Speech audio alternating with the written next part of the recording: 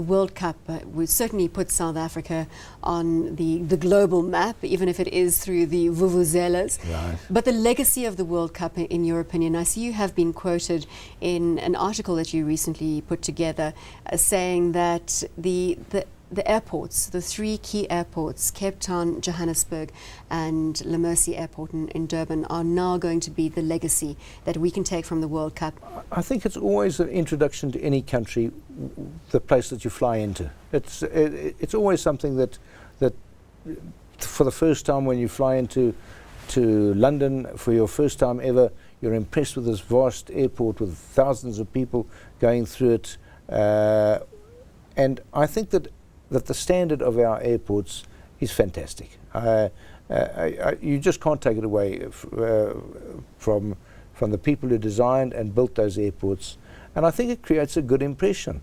And if you come into a country for the first time to do business, and you get off that aeroplane and you walk into a great airport that really does work, it's got to put you in the right mood, make you feel comfortable about doing business with that country. Have you experienced the Gautrain yet? I haven't, because I keep on thinking to myself, well, next weekend there's not going to be that many people trying out the Gautrain, and I see that last weekend there was something like 40,000 people going on a joyride on it. I will when I get an opportunity. My office overlooks the Sandton station, and I see people pouring out of that Gautrain every morning around about 10 o'clock. It's obviously the people who come to watch the World Cup. They've landed in the morning. I see them coming out, and it looks as though it's operating perfectly. And Humphrey, how do you feel about South Africa and the opportunities that present itself for this country post the Soccer World Cup? I'm very optimistic about this country. I wouldn't really be here if I wasn't optimistic about the country. I think this country's got a great future. I travel fairly extensively on business and in pleasure, and I look at other countries and I think to myself, they've got problems which I don't think I can handle.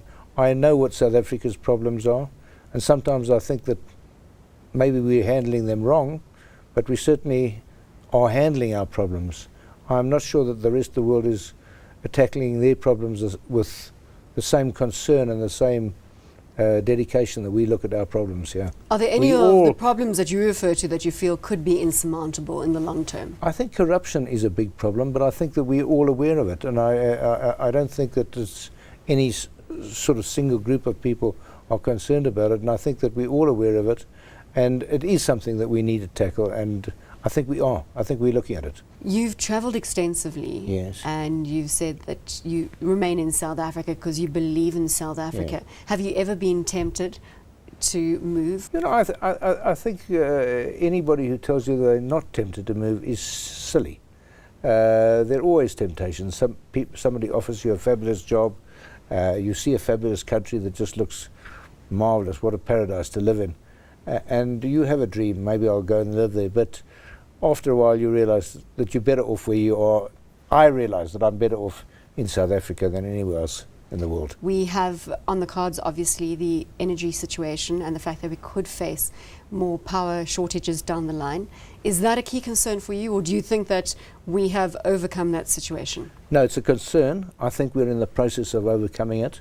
I think that we've seen the first sort of indications that maybe the total barrier to other people producing energy is breaking down. I think Eskom is listening, and I think we'll start buying power from other producers around the country. I think it's obvious we were in a really serious problem for the last couple of years, which couldn't be fixed overnight. We are addressing the problem now.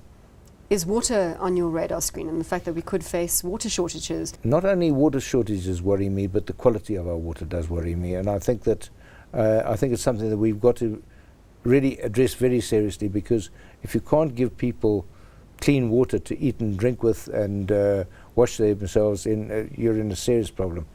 We need to address it, and we are addressing it. Unemployment, we're sitting with an unemployment rate at 5-year highs. Correct. At 25.2%. Correct. And do you think there's a solution to unemployment in the country? We've got this incredible pressure, wage pressure at the moment, where unions are demanding increases above inflation, and that ultimately is going to impact jobs, because in order for companies to be able to pay higher salaries, jobs are going to be lost. I think that we were very lucky with the World Cup in that we poured a lot of money into infrastructure, which created a lot of jobs. And I think it wouldn't be a bad idea if we could continue to pour money into infrastructure. There are various things. You and I have just talked about water. I think we need to spend a lot more money on dams and water purification plants in this country, and I think those can create jobs.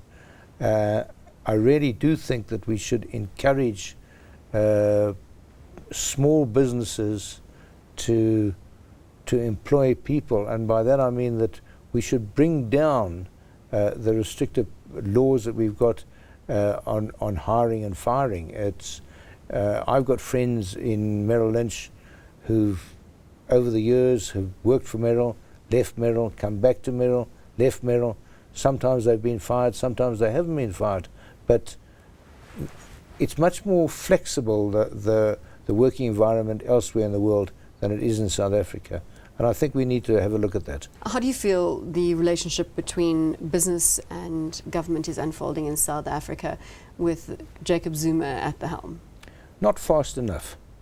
I think that I quite often think to myself that the American system is quite good in that captains of industry, captains of business, leading manufacturers get called to Washington, appear before the Senate, get questioned about what they're doing, what their problems are, and why they have problems and why they're doing what they're doing. And it's done in the public eye. And I think that we could learn a lot from that. We don't do enough of it. It's a system that you feel that we should employ? I think we should do something similar to that. Do you think that the country is on the right track? Yes, definitely. Economically, are we on a sound footing? I think we've been very lucky. I think we've had fantastic Minister of Finance in Trevor Manuel.